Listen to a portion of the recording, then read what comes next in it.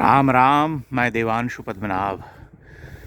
यह गुर्जर प्रतिहार वंश की जो निर्माण कला है उसका उत्कर्ष जिसे हम कह सकते हैं।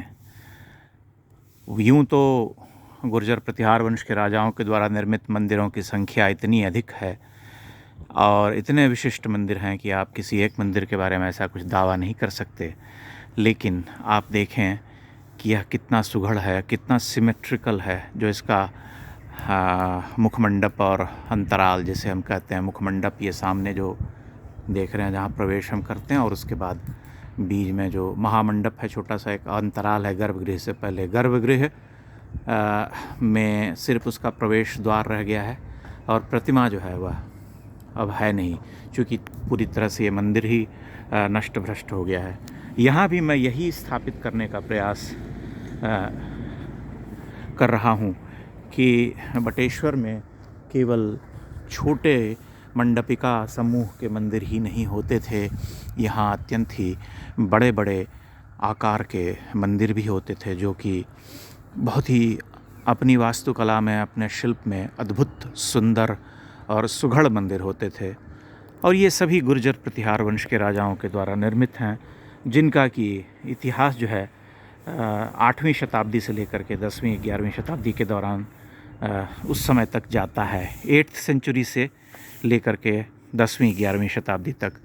और मैं यह मानने के लिए तैयार नहीं हूँ कि किसी भी सूरत में कि ये भूकंप में क्षरित हुए या टूटे। ये सब तोड़े गए हैं मंदिर। और ये इस मंदिर को जब मैं देखता हूँ तो मुझे थोड़ा सा विस्मय होता है, क्योंकि इसकी जो बाहरी भित्तियाँ हैं वो अन्य मंदिरों से थोड़ी सी अलग हैं।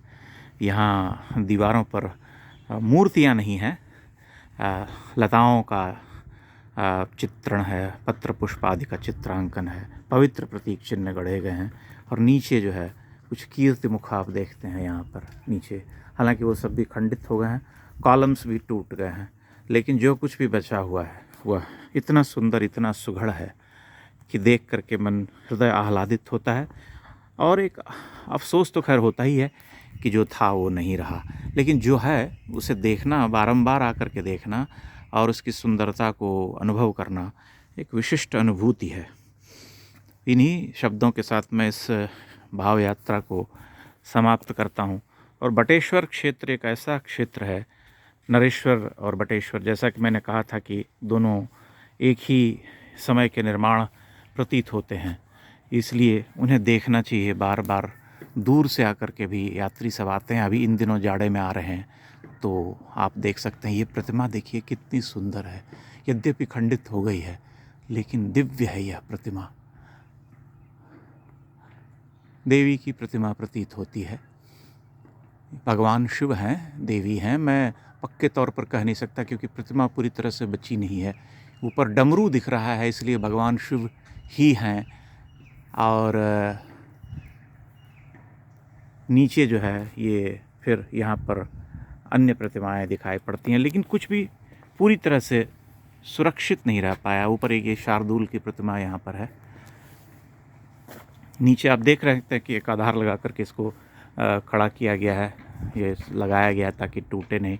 और जीर्णोद्धार का काम चूँकि जारी है, इसलिए निकट भविष्य में आप संभवतः इसे विशिष्ट रूप में देख पाएंगे। तो इन्हीं शब्दों के साथ मैं ये भाव यात्रा समाप्त करता हूँ और आशा करता हूँ कि आप मेरे सहयात्री बने रहेंगे। इस बात से अधिक चिंतित नहीं होंगे कि मैं एक मंदिर को 2 बार दिखाता हूँ। मेरा आशय कोई रनिंग एंड रशिंग वाला नहीं है कि मैं यहाँ भी चला जाऊँ, वहाँ भी चला जाऊँ, ये भी देख लूँ, वो भी देख लूँ। मैं कुछ ठहर कर एनालाइज करके देखना चाहता हूँ और बारंबार अगर कुछ छूट गया है तो उसमें फिर जो है मैं सुधार करके उसमें आगे बढ़ना चाहता हूँ। इसीलिए इस अर्थ में मेरी भाव यात्रा कुछ विशिष्ट है। बहुत बहुत धन्यवाद। प्रणाम।